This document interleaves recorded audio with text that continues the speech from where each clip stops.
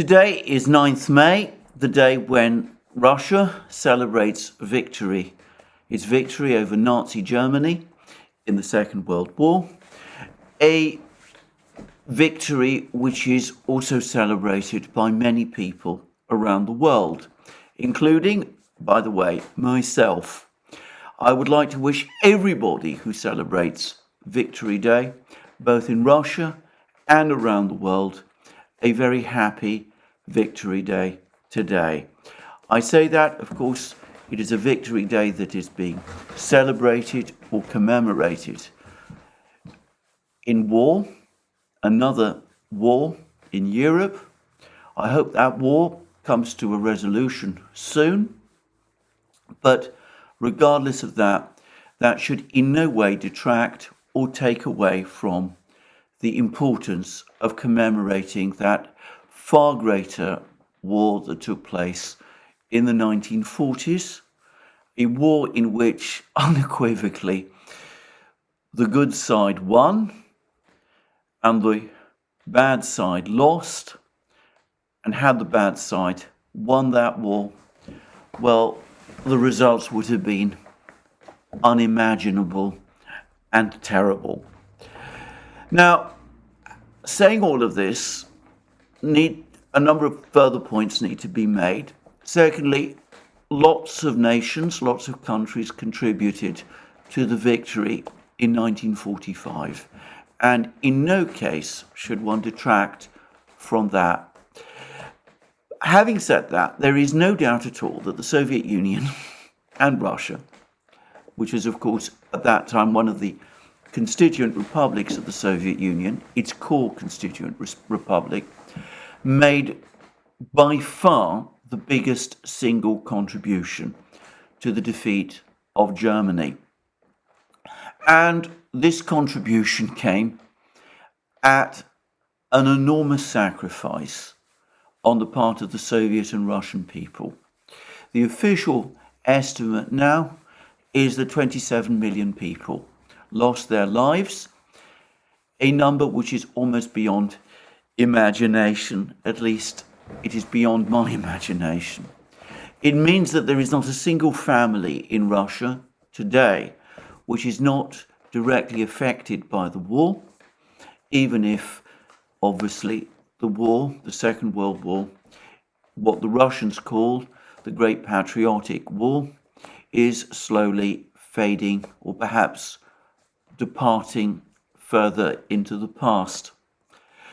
Given that that is so, given the enormous contribution of the Soviet and Russian people to the Allied victory in the Second World War, I do find some of the unwillingness that one increasingly finds on the part of some people to acknowledge that fact really extremely strange and frankly rather concerning. What is one to make, for example, of an article like this, which has appeared in the Daily Telegraph? Its title is "The King's Coronation or Russia's Victory Parade? I know which one I prefer." And it's written by Richard Dannett, and it goes on to say the following at the very end, that discusses at great length how the ceremonies of the coronation, the parades of the soldiers, all that took place in Britain. And then it says that contrast that with the pictures to be broadcast on television of the Russian Victory Day parade. We do what we do because we choose to line the streets or gather with our families around our television sets. And in Moscow, it is another world. I know which one I want to belong to. God save the King. What is all that supposed to mean? Is it the implication that the Russian people who endured that extraordinary sacrifice are somehow being compelled to celebrate it? all I will say is that if that is indeed what people like Richard Dannett, the author of this extraordinary, bizarre article, think, and he doesn't know Russia at all, and has no understanding of either the Russian people or of their history, or apparently any acknowledgement of the scale of their sacrifice. Let me repeat again, the best side, the right side, the good side, won in the Second World War. The contribution of the Soviet people was both enormous and decisive, and it is only appropriate that they commemorate that fact, that victory, and I join them in doing so.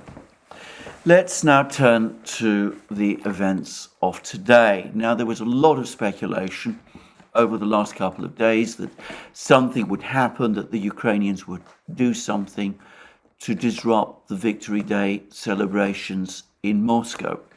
I have no idea whether they had any plans to do that, but so far as I can see, the celebrations in Moscow have gone by peacefully and quietly without a hitch, and this seems to have been true in the vast majority of Russian cities as well. So if there was a plan to disrupt the Victory Day celebrations, well, it has evidently and obviously failed. Now, the victory celebrations in Moscow were on a large scale, but they were reduced for obvious security reasons from what has been the case previously, given, as I said, the risks of some sort of attack from Ukraine or from people somehow connected to Ukraine. I think that was only sensible. But nonetheless, the celebrations did occur. And Vladimir Putin gave a speech at the main celebration in Moscow, on Red Square in Moscow. And the Kremlin has not yet provided an official translation. But I will quote his words, or at least some part of it, from basing it on a machine translation, which I'm going to modify and tidy up in a few places. And he says, first of all, he said, after extending everybody congratulations, including the soldiers who are involved in the special military operation in Ukraine, he talks about the immeasurable courage and huge sacrifices of the Soviet people in the fight against Nazism, something which, as I said, ought to be indisputable. And then he goes on to say this: today, civilization is once again at a decisive turning point. A real war has once again been unleashed against our motherland. But we have repulsed international terrorism. We will also protect the inhabitants of Donbass and ensure our security. Now, these are all important words. Let's just unpack that first paragraph. He says that civilization is once again at a decisive turning point. And what he's referring to is the fact that this war that has been fought in Ukraine is a staging point or a pivotal point in the moment when the world transitions from the unipolar Western-dominated system to a multipolar system involving many more centers of power and civilization around the world.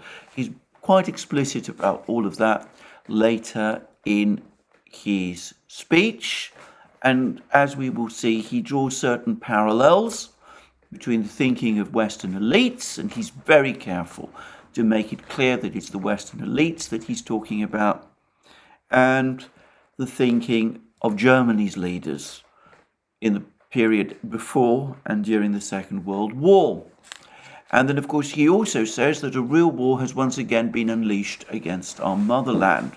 And again, He's connecting the fighting in Ukraine with the Second World War. He's making it clear that this is a war which, from a Russian point of view, or at any rate from his point of view, is being fought from a perspective of defense, that it is a war, in other words, to protect and defend Russia, and that it is, again, a war that has been fomented and orchestrated by the Western powers. And we will come to that again shortly. Now, can I just say that Jeff Roberts, the historian who recently was gracious enough to give us an interview, Glenn Deason and myself, for the Duran, he has written a whole series of pieces talking about how, from Putin's point of view, Vladimir Putin's own point of view, the war that has been fought in Ukraine is a defensive one, a preventative war, because Putin genuinely and sincerely believes that there was a major threat to Russia, arising both from the possibility of Ukraine eventually joining NATO and becoming, if you like, a kind of forward base for NATO, and also because of the danger that Ukraine might acquire nuclear weapons. And Jeff Roberts makes the entirely valid point that this is what Putin has always said, and Western commentators seem oblivious to this. They don't recognize the fact that in Putin's thinking, this is indeed a preventative and defensive war. That is what Putin has always said, and we see that he said it again right at the start of his speech on Victory Day.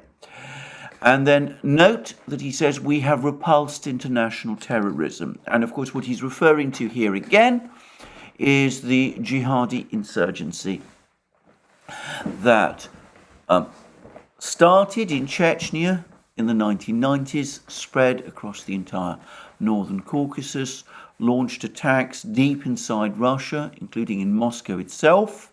I was there when some of those attacks happened, by the way. And he is again both linking that event, that war, with the war in Ukraine. He said that Russia prevailed in that earlier war, the war against the jihadi terrorists. And he's basically saying that it will prevail in its conflict with Ukraine. And of course, he's making 2 points. He's firstly implicitly making the connection between these two wars, because he says he's often said that it was the Western powers that sponsored that jihadi war against Russia. He said that, by the way, over many years. He said that the Russians know all about that. And, of course, he says that the Western powers are also supporting Ukraine in its present war.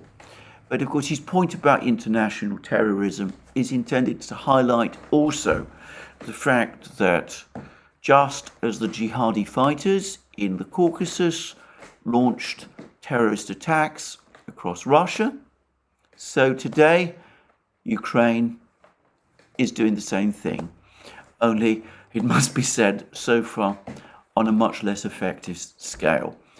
But again, he is connecting, he's tying up the threads, he is making the comparisons between that conflict in the Caucasus, the current war, and just as again, he's also talking about, just as he, in the previous sentence, he spoke about the fact that this is a defensive war, like the war that the Soviet Union fought in the 1940s against Germany was also a defensive war. And then he goes on to say, we will protect the inhabitants of Donbass. Now, again, the topic of Donbass always comes up in every one of Putin's speeches about the war. He has repeatedly said that one of the single event which triggered his decision to order the special military operation in February 2022 was Ukrainian artillery strikes on Donbass, preparatory to what Putin claims was an intended Ukrainian offensive against Donbass. He's spoken at length, many times, about the threat to Donbass from Ukraine. He's also increasingly now spoken about the duplicity both of Ukraine and of the Western powers over the Minsk agreement, the supposed mechanism that was agreed in February 2015, which was supposed to secure peace and security for Donbass and Ukraine, which the Ukrainian government never implemented, intentionally sabotaged, and which it's now clear the Western powers were never really going to work towards achieving. So Putin, once again, is highlighting the fact that this is a defensive war for Russia. It's a war connected to the Second World War, because it's a turning point and it's a defensive war, like that war that was fought in the 1940s. He says that there's a continuum. He's drawing a continuum with the fight against the jihadi fighters in the Northern Caucasus in the 1990s and 2000s, who were backed by the West. And he says that it's also a war to defend the people of Donbass. And as I said, many people tend to ignore this, but for Putin it remains central.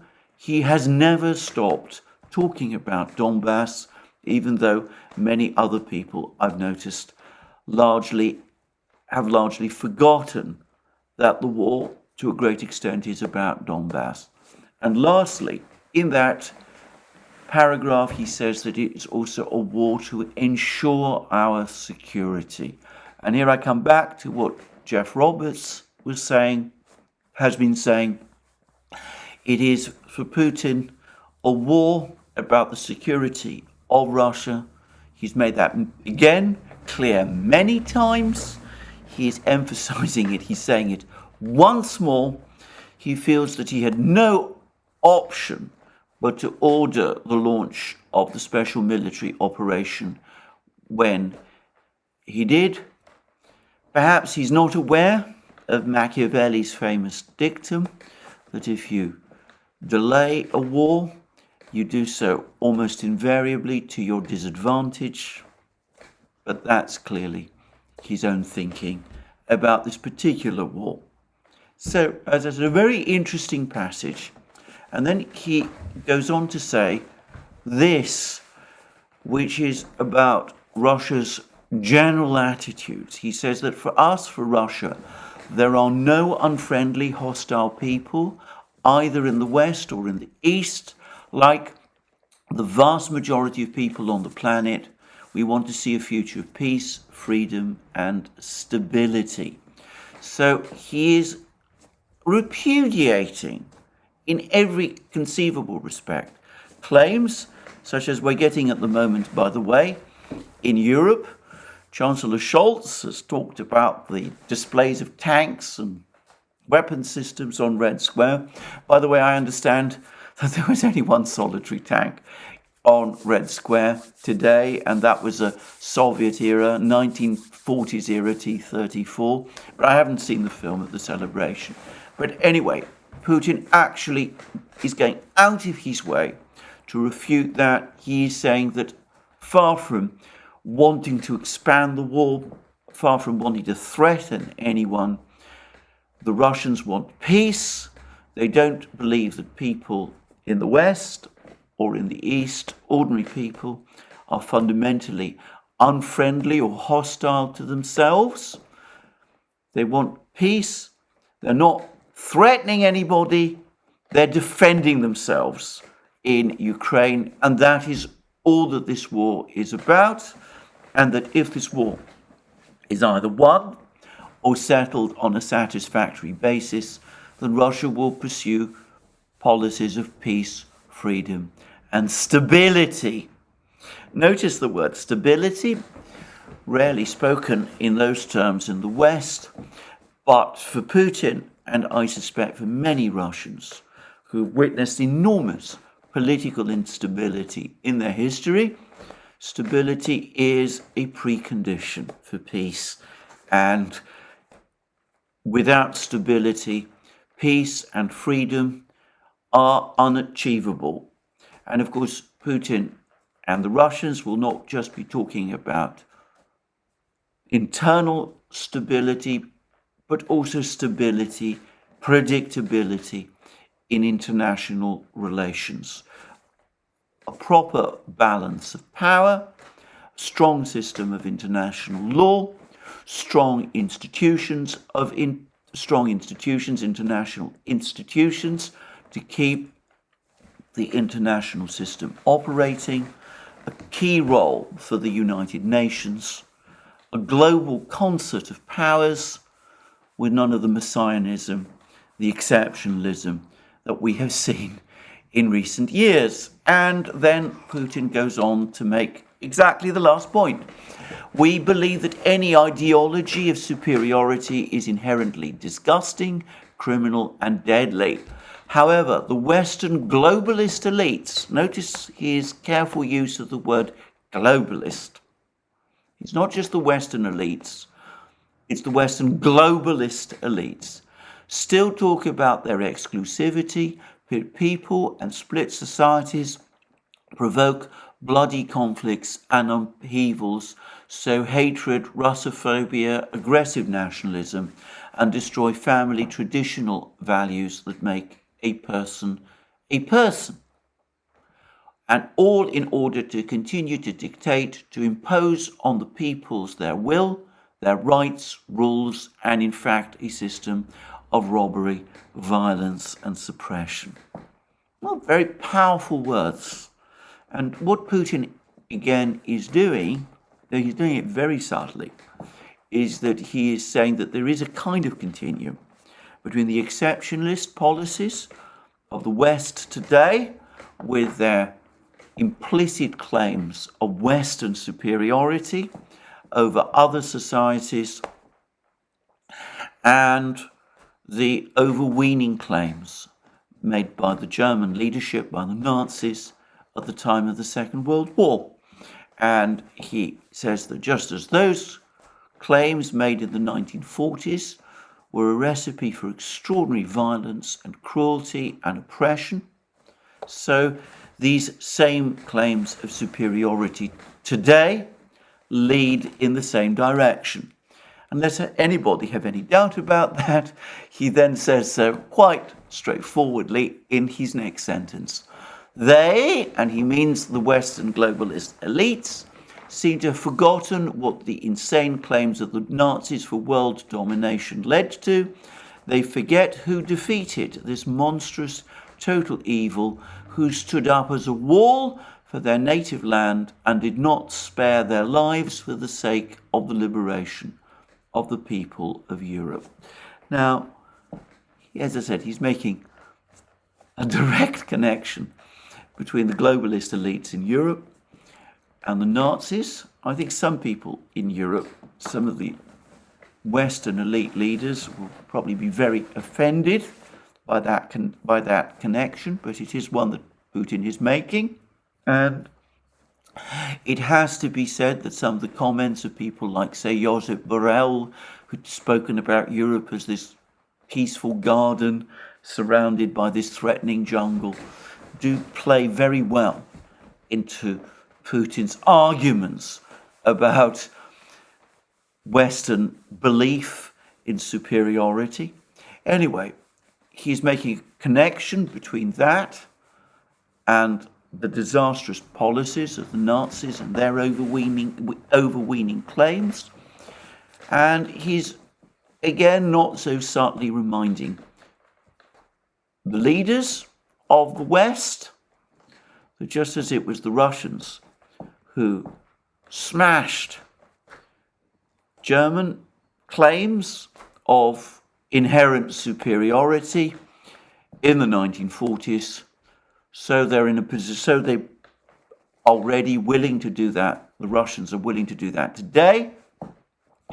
And he throws in the reminder that the sacrifice of the Russians, of the Soviet people, in the 1940s was what led to the liberation of the people of Europe.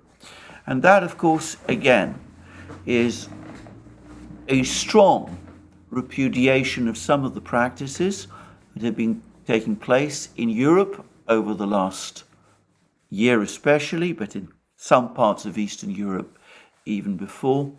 The demolition of monuments to Soviet soldiers, the banning in Berlin, for example, of the use of Russian and Soviet flags on the occasion of the commemoration of Victory Day by Berlin's, by the way, fairly substantial Russian community, all of those things. And after talking a little about Soviet sacrifices, he then goes on to say their goal, and by their goal he again means the Western globalist elite, is nothing new.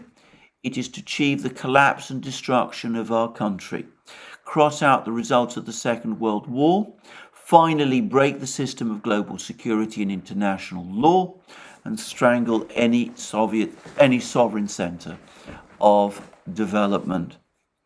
And again, he's linking this all up with the unipolar concept, the idea of trying to sustain Western domination of the international system. And he says that the Western powers want to achieve that. They want to establish their own superiority, breaking any system of global security and international law that constrains them, constrains their actions, strangle sovereign centers of development. In other words, subordinate countries like China, India, and others, once again, to the international system dominated by the West. He says that amounts to crossing out the results of the Second World War, which, of course, on the contrary, led to liberation, not just in Europe, but, of course, eventually, through an inexorable process, to the collapse of the European colonial empires across the world. But then he says also that there is nothing new here. The other intention is to collapse and destroy Russia itself. That was what the Germans intended in the 1940s, and it is what the Western powers want to achieve today as well. And I have to say, once again, there are some people in the West who are going out of their way to confirm Putin's thesis.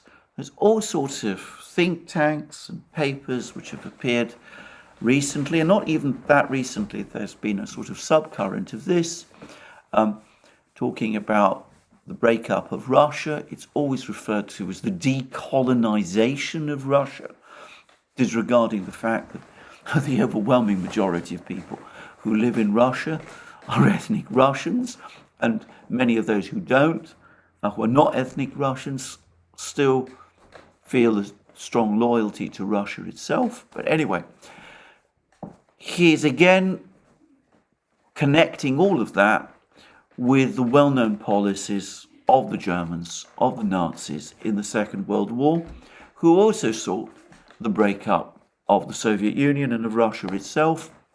In fact, the elimination of that country, which they saw, as Putin implicitly says the Western powers do today, as the prime obstacle to their achievement of global dominance. Of course, in German terms, in the 1940s, they talked about living space, the exploitation of Russian resources. Putin implicitly is saying that Western globalist elites today, and he's always careful, note again, to stress it's the elites, it's not the friendly and far from hostile people of the West or the East, but these elites, essentially, they hanker to achieve the same thing.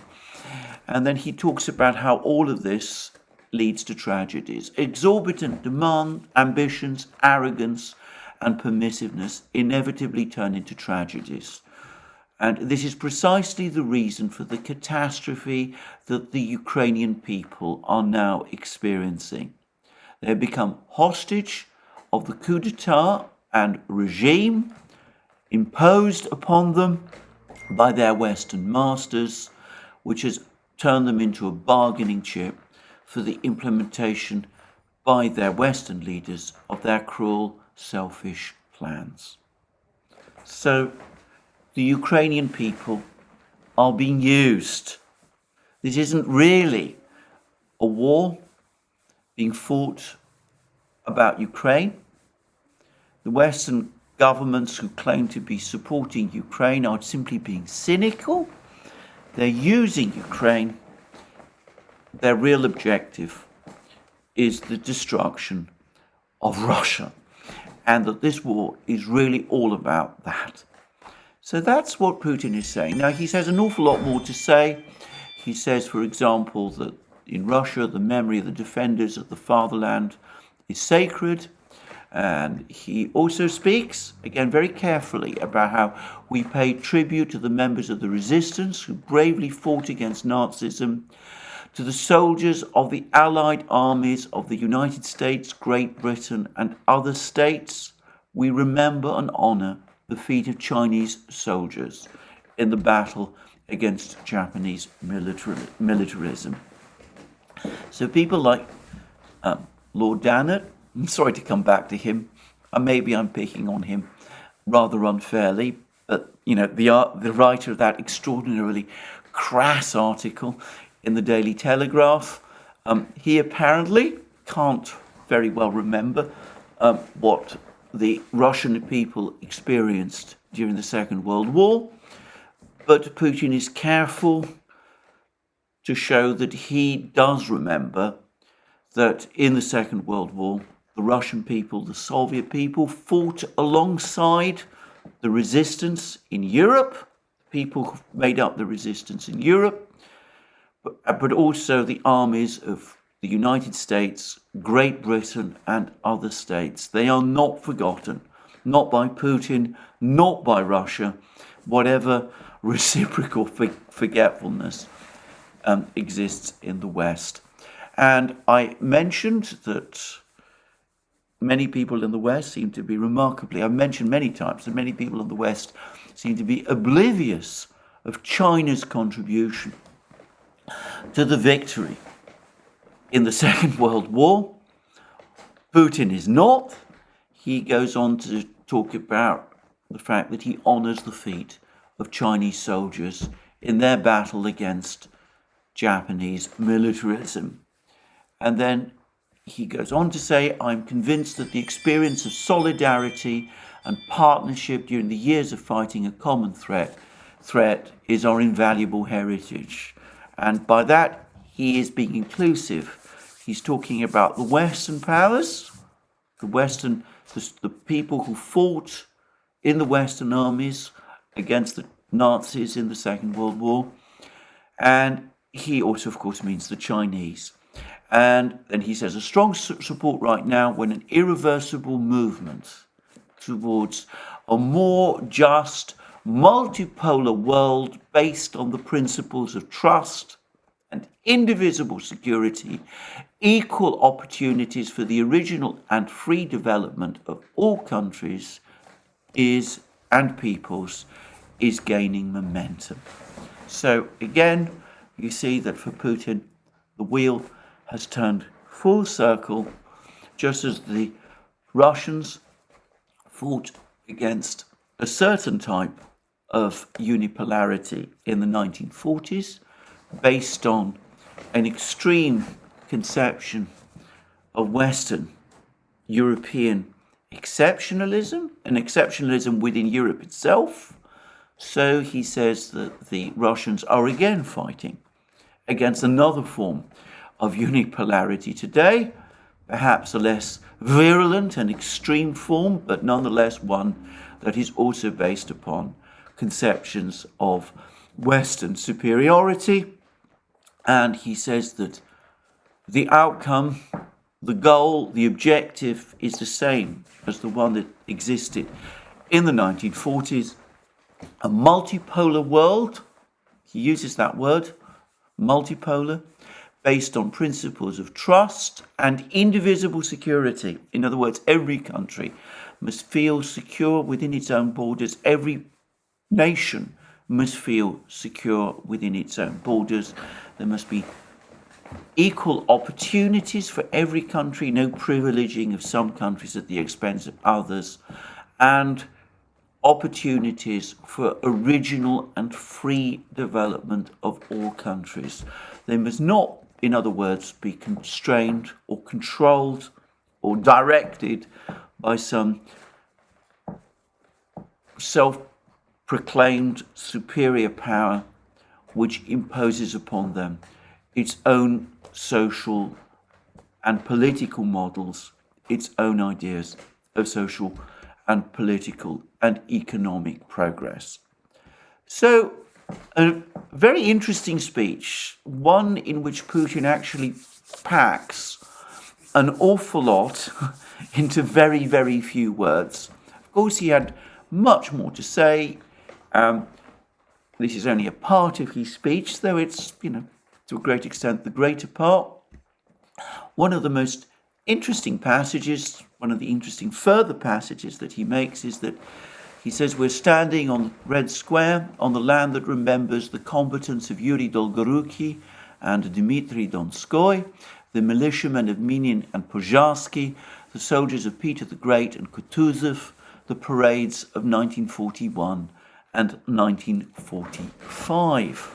Now, this is an interesting passage for two reasons. Firstly, again, because Putin talks about a continuum of Russian history. Yuri Dolgoruki was the prince who founded Moscow, I believe in the 13th century. Dmitry Donskoy was the prince of Moscow who defeated the Tatars, I believe in the 14th century, at the famous battle of Kulikovo Polye, Kulikovo Field, which led eventually to the end of the period of Tatar domination of Russia and the Eastern Slav lands. He refers to Minin and Pozharsky. These were two 17th century Russian military and political leaders who organized the resistance to the Polish invaders who briefly occupied Moscow and who tried to establish their own Tsar in Moscow over Russia. He refers to Peter the Great, and he refers to Kutuzov. Kutuzov, of course, was the Russian general who defeated Napoleon and drove the French out in the War of 1812. So these are all events from pre-revolutionary Russian history, but then he ties them up with the events of 1941 and 1945, the parades of 1941 and 1945. The parade of 1941 was one which took place on the 7th of November 1941, commemorating the October Revolution. 7th of November was, of course, the day on which the Soviet Union celebrated the anniversary each year of the October Revolution. And famously and importantly, on the 7th of November 1941, despite the fact that the Germans were there, very close to Moscow, the Soviet leadership, Joseph Stalin himself, decided to celebrate the October Revolution Day with a parade, and a parade duly took place, and Stalin delivered an important speech over the course of that parade, which I'm going to return to in a moment.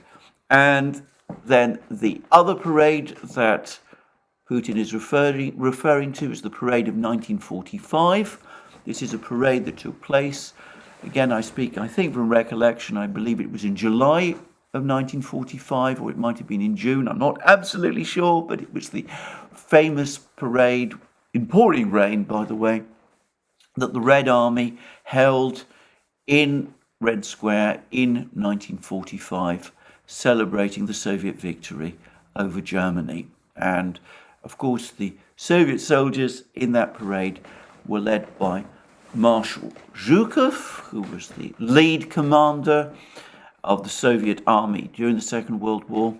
And of course, the Soviet leadership, led by the Soviet Premier Joseph Stalin, were there standing on Lenin's tomb, reviewing the parade. And that brings me to Stalin, because of course Stalin, as I said, gave a famous speech at the parade on the 7th of November 1941. And it's a speech in which Stalin obviously talked about the fact that the Soviets were fighting the Germans. He spoke about the importance of this war. He gave reasons to think that he gave the Soviet people reasons to believe that despite the fact that the Germans had reached the outskirts of Moscow, the Soviet Union would eventually prevail.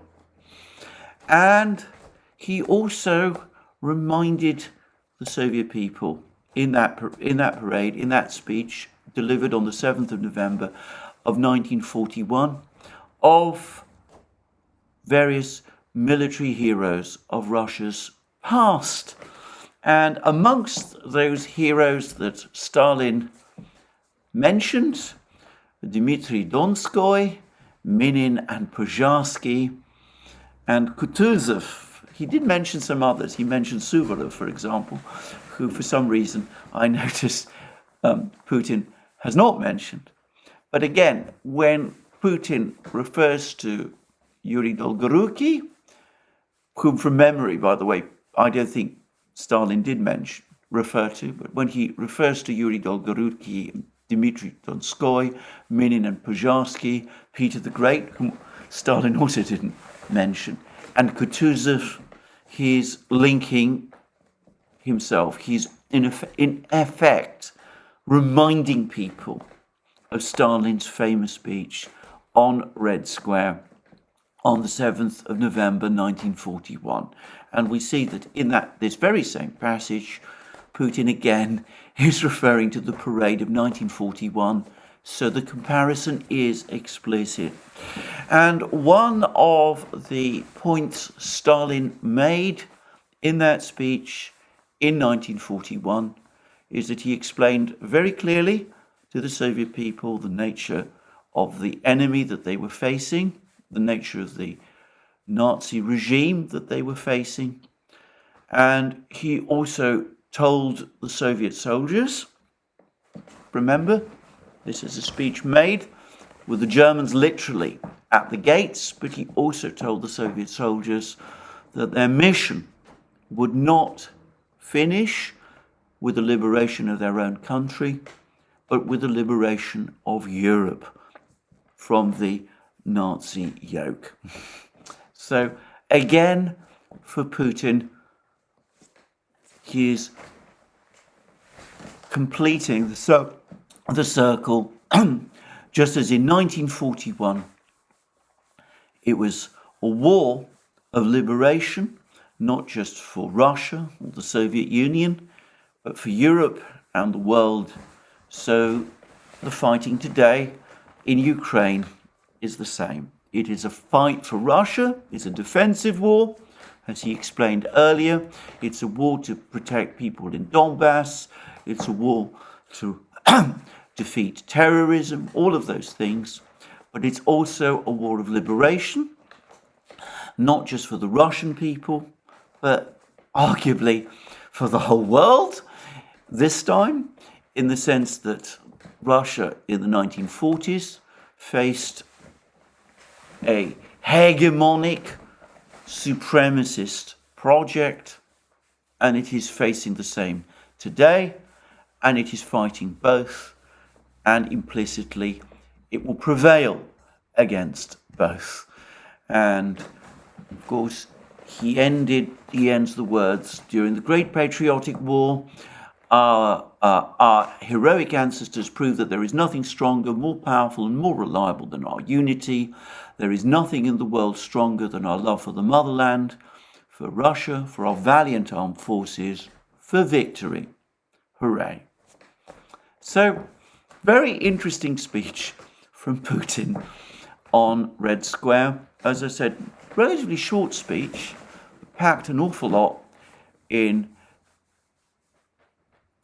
fairly few words, one which will gain quite a lot of traction around the world, and one which, in a society as historically minded as the Russian, will echo very strongly with many, many people in Russia. So there we are. That's Putin's speech on the 9th of May. I spent some time discussing it. I don't find that there's been very much commentary about it in the West, so I thought I would provide my own. If anybody wants to disagree with any part of my interpretations of this speech, well, they are welcome to do so. So that is what Putin said in his speech on the 9th of May. What has been happening elsewhere? Well, the war in Ukraine goes on.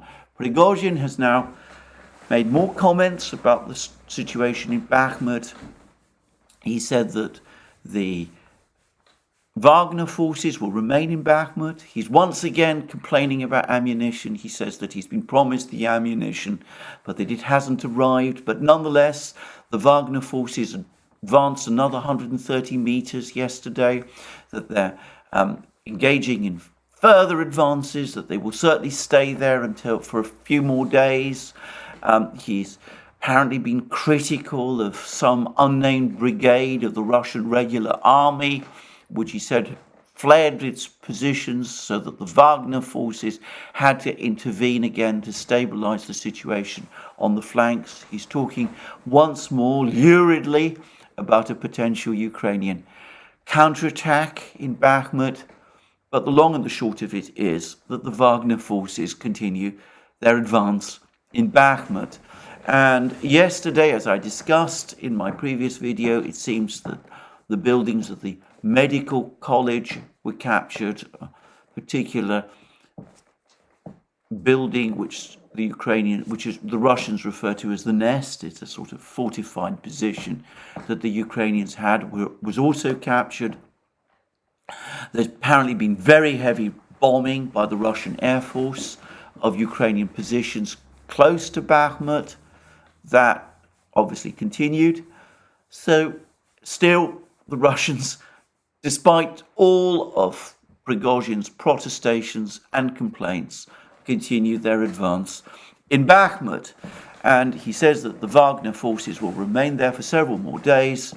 I think overall we can conclude that he is determined, despite all his previous complaints, to see the Battle of Bakhmut finally won, with all the remaining territory in Bakhmut fully secured. And he's determined that this should be done by the Wagner organization, and that it and he should be the only people to gain credit for this victory. I don't want to be unduly cynical about Prigozhin. He's an emotional man. I've been getting an awful lot of information about him over the last couple of days, especially from that invaluable person who has provided me with so much helpful information about the Wagner organization, its history and structure. But anyway, whatever, Prigozhin remains a larger-than-life personality. It's become increasingly clear that much of what he says should not be taken entirely seriously. It seems to me that despite his constant complaints, he does intend that the Wagner group should take the whole of Bakhmut, and we are now, as I've said already, extremely close to that point. Well, anyway, that's my analysis of Prigozhin today. I suppose it's always conceivable that tomorrow he'll say something completely different. We'll just have to wait and see. But anyway, For the rest, yesterday was another day of intense Russian missile and bombing attacks across Ukraine. And large numbers of Russian cruise missiles were launched, Calibrs from the Black Sea, KH-101s from the Russian Strategic Forces, Air Force. There was apparently around 40 uranium drones also in the air at one particular point in time. And it's clear that these attacks were directed principally at Ukrainian logistics positions, base positions, ammunition dumps, that kind of thing. And it seems to have been an even bigger bombing raid or missile raid than ones we have seen recently. And the Russian Air Force itself has been active. There's been heavy bombing in the Avdiivka area, near Bakhmut, all kinds of other places as well. Glide bombs are now being used on a regular basis. Now, as to the exact effectiveness of all of these attacks, of these missile strikes, we're here, of course, we get, as always, these completely contrasting accounts. So the Ukrainians, for example, say that only 25 cruise missiles were launched at Ukraine. Only 2 got through. The other 23 supposedly were shot down.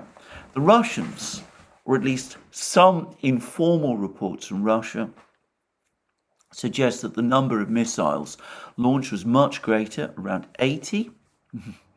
And anyway, putting aside all of that, it does seem clear that many more missiles did get through than the Ukrainians acknowledge, though the exact number will always be a matter of controversy. But there is no doubt at all that serious damage was done to the Ukrainian forces over the course of these attacks, with ammunition depots and such things being badly hit by the Russians. Now, I am going to say, in addition to this, that I've now had another one of those invaluable emails from people who have deep understanding of these matters, much superior to my own.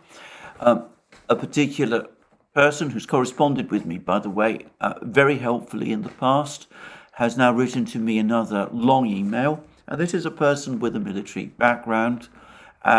Anyway, I don't want to say more than that because, as I said, I don't want to disclose the identities of these people.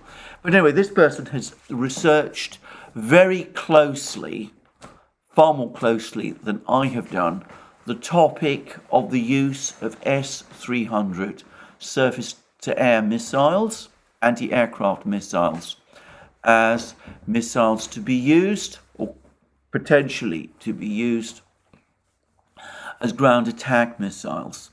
As I have said already in many videos, it is now becoming a standard meme from Ukrainian sources, and it's being picked up by Western journalists, that the Russians are using S-300 missiles to attack Ukrainian ground targets.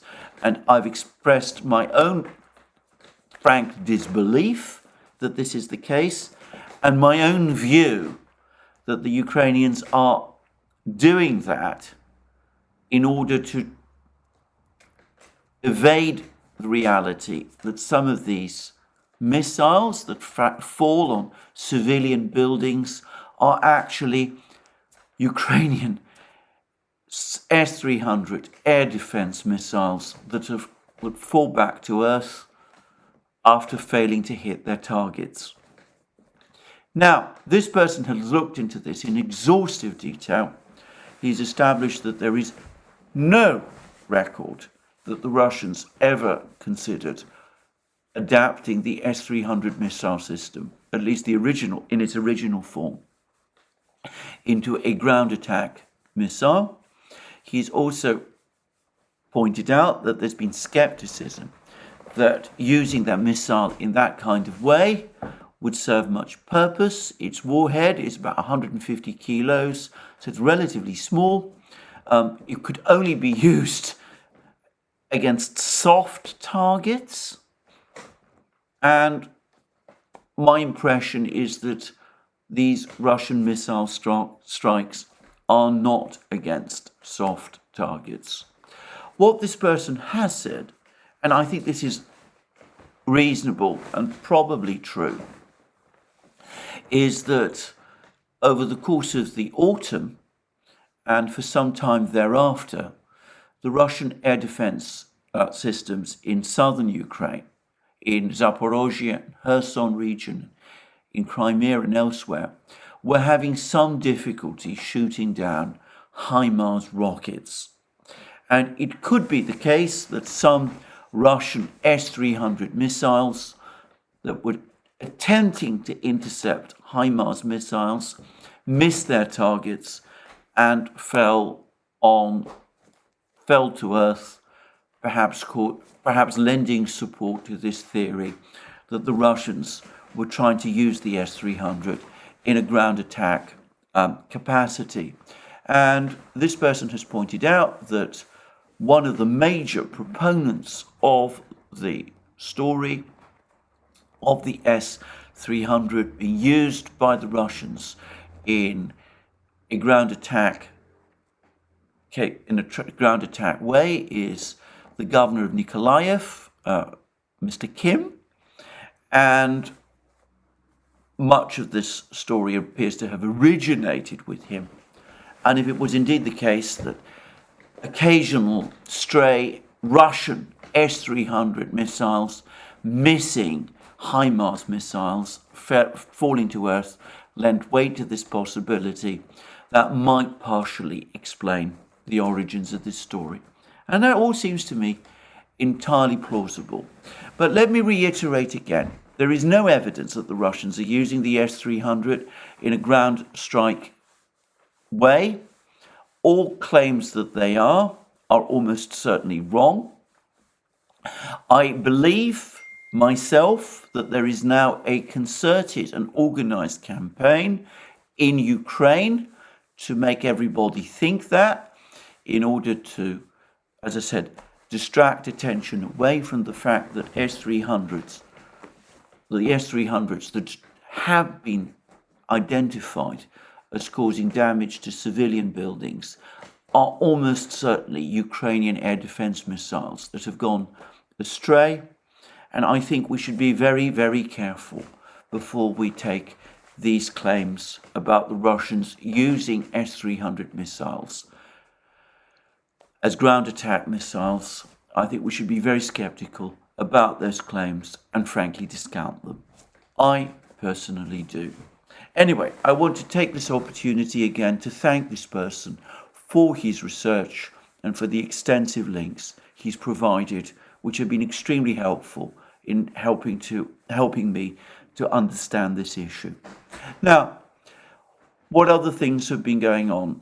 Well, there's no doubt been more things going on the battlefronts. The Russians claim that the Ukrainians again tried to capture some islands in the Dnieper River in Kherson region. They were detected by the Russians. Russian artillery sank 7 of their boats, and several of these Ukrainians were killed, all of which is plausible and likely true. There's also claims by Prigozhin as well, by the way, that the Ukrainians launched a HIMARS missile strike on a building where the Wagner forces were holding Ukrainian prisoners. I can't corroborate any of these stories. They're the kind of stories that do circulate in war. As I said, there's no independent corroboration of them. They may be true. I don't see any reason to doubt them. But as I said, I can't confirm them. So the big story yesterday, as far as I can see, on the battlefronts, further Russian advances in Bakhmut,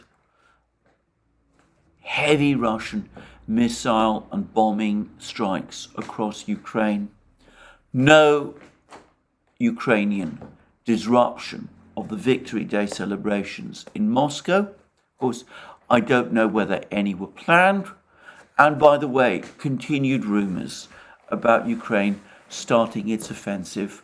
There was a report yesterday on a Russian Telegram channel that the Russians believe that this is now coming in the next few days. Well, we will see. Now, what else has been going on around the world? And there's two interesting pieces of news. The first is that the Chinese Foreign Minister, Gang, had a meeting in Beijing with the US Ambassador Nicholas Burns.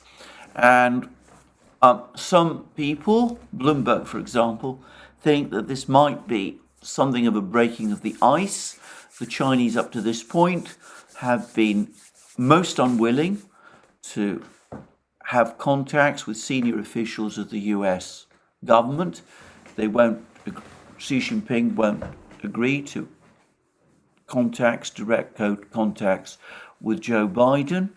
The Chinese have withheld an invitation to the US Secretary of State, Tony Blinken, to visit China. The Chinese won't even pick up the telephone to the US Defense Minister, Secretary Lloyd Austin. It could be that with this meeting between Gang and Nicholas Burns, that the Chinese are now signalling that they're prepared to resume contacts at a high level with the US government. I have to say that whilst that may indeed be the case, the Chinese readouts of the discussions between Gang and Burns suggest that Gang was in a combative mood and once again made it very, very clear to the Americans that the Chinese expect the US to take the major steps in correcting relations between China and the US, and that it is the US that the Chinese continue to blame exclusively for the deterioration in relations. So you could say that the Chinese were in a somewhat lecturing mood over the course of this meeting, and they were signaling that if contacts at a high level between China and the United States are indeed going to resume, then the United States can only expect things to go forward in a positive way if the US radically revises its approach and policy. I don't think anybody in China expects that to happen, but I suspect that the Chinese probably feel that having kept the Americans in the doghouse, if you like, for several weeks now, it might be time to resume high-level contacts, with the threat, obviously, that they can do the whole thing all over again if the Americans continue to behave as they are. In the meantime, the other big news, and it is a hugely important piece of news, is that Syria has been formally readmitted into the Arab League. Apparently all the Arab countries, apart from Qatar, supported this decision. Qatar absented itself. It didn't vote against, though also it didn't agree. But Saudi Arabia insisted that Syria rejoin the Arab League, and all of the other Arab countries supported this decision. Now, Alex Christoforou and I have done a program about this for the Duran, and I'm going to reference people if they want to get a complete analysis about this historic event, then the place to do so would be to go to that particular video on the Duran. I'm just going to repeat a number of points which I made over the course of that program. Firstly, this decision by the Arab League to readmit Syria into the Arab League is the effective end of the Syrian war, or at least that part of the Syrian war which could be represented as an internal conflict. It means that the Syrian war, to all intents and purposes, has ended, and that the Syrian government, led by President Assad, has prevailed and has won. It didn't always seem that the war would end in that way, but it has done so. There are loose ends still to be tied, but these loose ends involve the presence of Turkish troops in northern Syria and American troops in eastern Syria.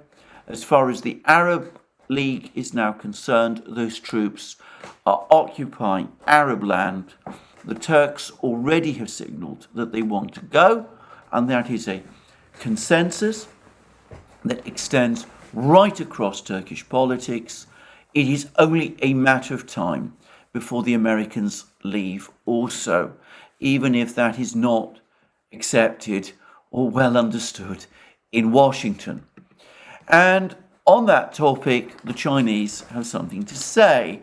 They're talking about how the events have been, the fact that Syria has been readmitted into the Arab League is something to be welcomed. It's a good piece of good news.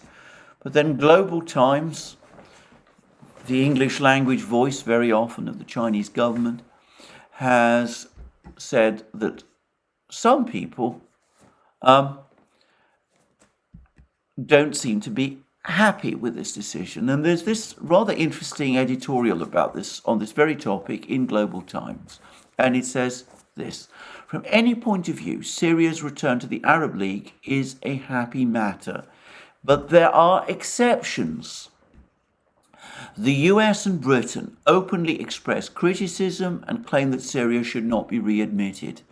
Bloomberg is reporting that the Arab League readmitted Syria after more than a decade of isolation in defiance of the United States.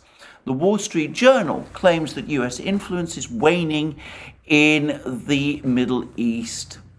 It appears that Washington seems to have an overwhelming reluctance and non-acceptance of the independence and autonomy shown in the Middle East. Of course, it will feel uncomfortable. The tragic stories that have occurred in Syria and the Middle East in recent years are largely due to Washington's Middle East policy of playing one side off against the other. In its eyes, the desperate plight of ordinary families and their lack of sufficient food are just dust on the boots of the US military and not worth mentioning.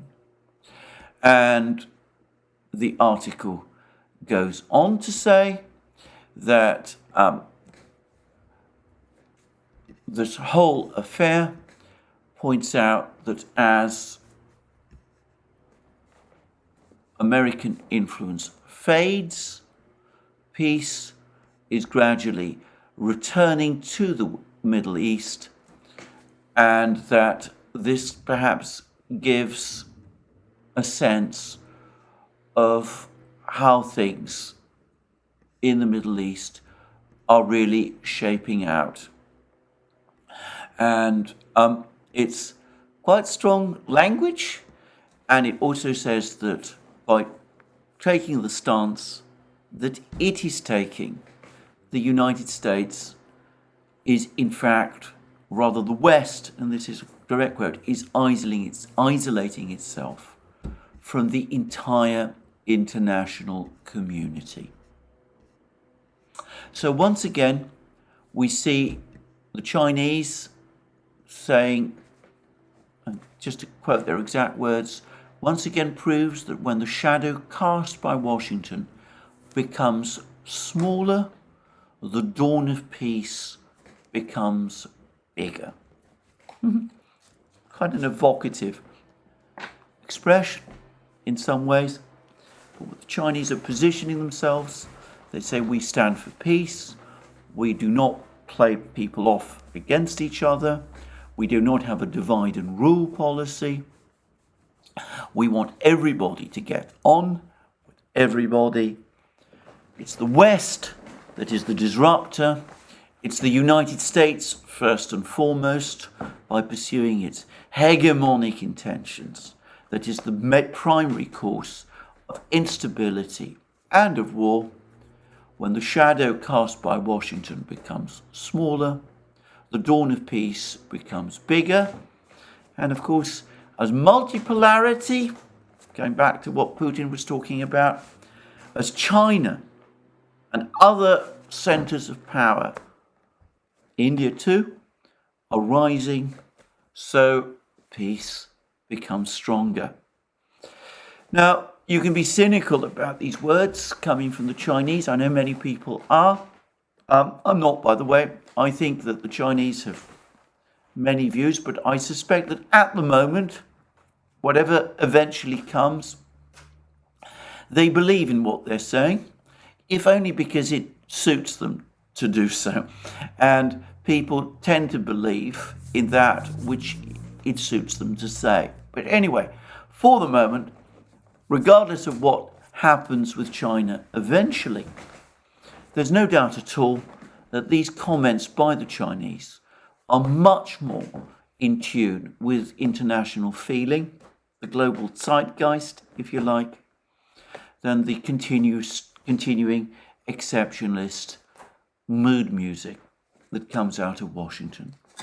So, interesting developments around the world.